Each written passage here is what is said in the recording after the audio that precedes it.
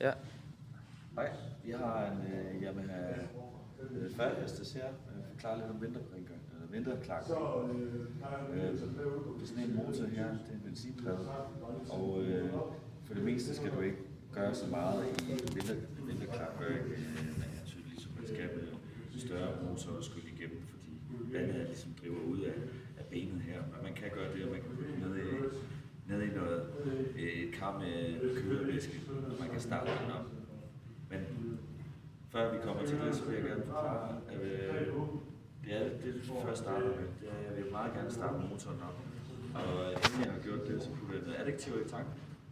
Sørg for, at vi får nogle gode ting ind i brændstoffet af forskellige steder, inden vi sætter vinteren over til vinteropbevaring.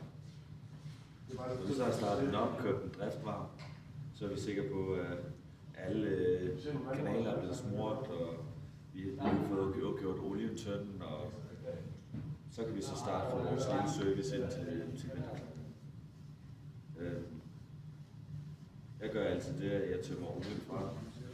Udskifter den selvfølgelig med korrekt olie. Skifter oliefilter, benzinfilter. Kontrollerer vand. Sørger for, at sinkernoderne er hele.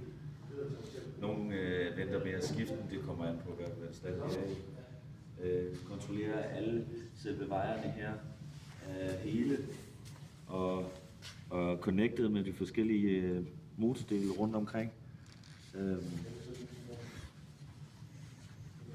Efterfølgende, jeg har lavet service på den, så starter jeg den selvfølgelig op igen. Der skal være vand på, så for at den køler rigtigt. De fleste kunder vil ikke have, men skifter en pille af endnu, men det er individuelt efter kundeservice. Ellers er der ikke ret meget at sige.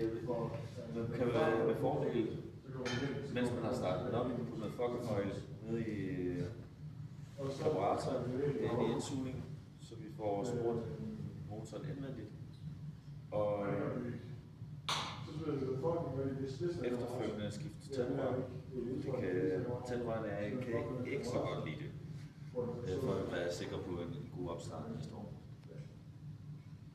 Og det var sådan. Tak for i dag.